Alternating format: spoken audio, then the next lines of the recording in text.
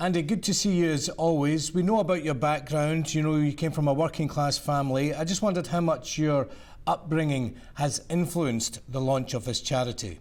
Yeah, look, my upbringing is huge to why we've started it. Me and all the AR26 team, my partner Rachel, you know, both of us had a a good upbringing compared to a lot of other people. Some people aren't as fortunate as that, and you know, if we can provide even, you know, one of them or hopefully all of them to certain families, then, you know, we'll hopefully make a big difference to people that aren't so lucky, and just trying to level the playing field a wee bit, and you know, making it fairer, and you know, that's definitely our aim for the charity moving forward. And Andy, when you see what Marcus Rashford has done, Juan Mata has done, what you are doing with your charity, does it show that footballers can have a significant impact with their profile?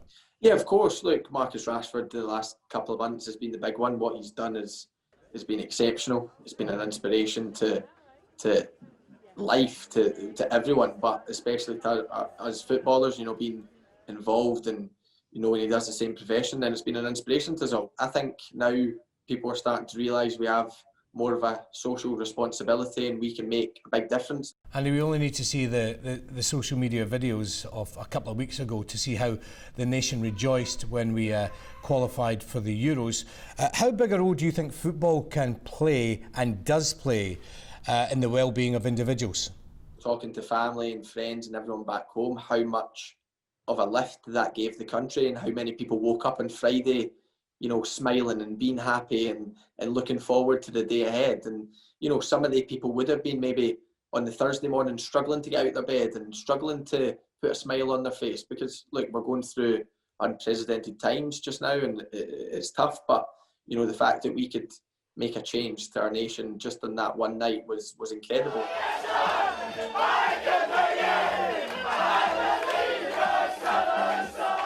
There's a clamour for Yes Sir to be our official anthem come the Euros.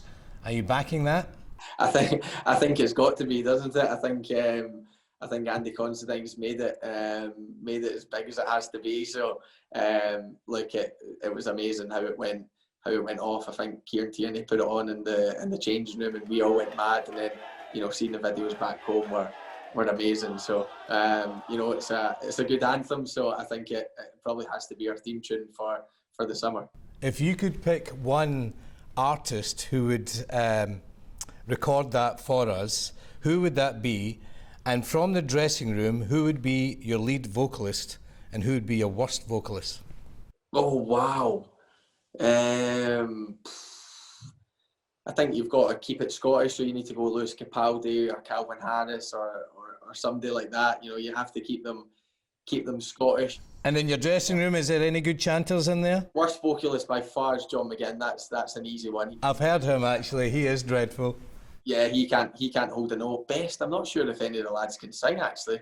We've not done any initiation songs at national team. Are you volunteering yourself? Oh, what? No chance. No, I'll put Andy Considine or David Marshall up. I think both of them have their songs. So the Euros are obviously going to be very special.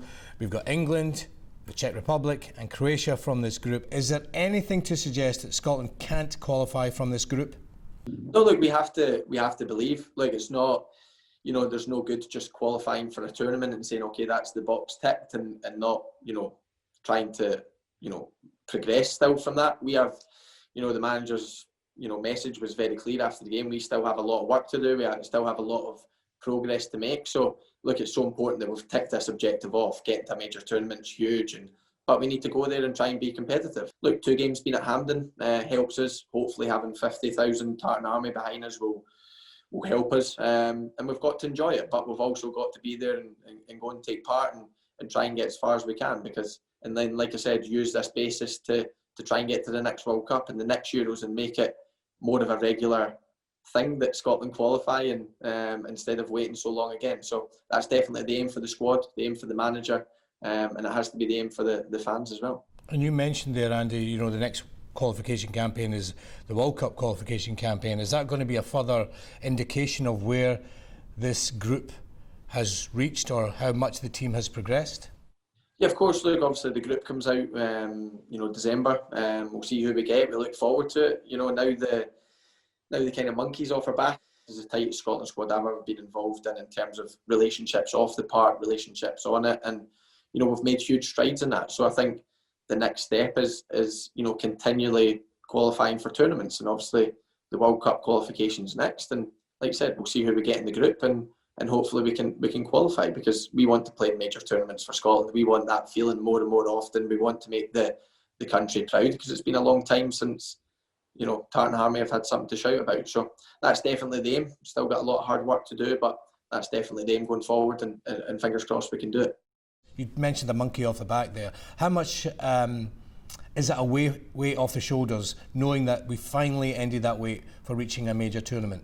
It was definitely something, especially being captain, that I was desperate to put right. I was desperate to be the team that qualified for a tournament, and we've managed to do that. So there was a lot of relief, but now we have to use that to advantage and not disadvantage of, okay, well, we've done it, and kind of forget about the rest. We need to now push on from it, get that feeling more and more often, and become a generation that qualify for tournaments all the time, like we had in the 70s and 80s and the 90s. That's what we need to do, because in the 2000s and and stuff like that, then we didn't have it. We didn't have it at all. So we need to become the next generation that qualifies for tournaments on a more regular basis, and that's definitely our aim after last Thursday night.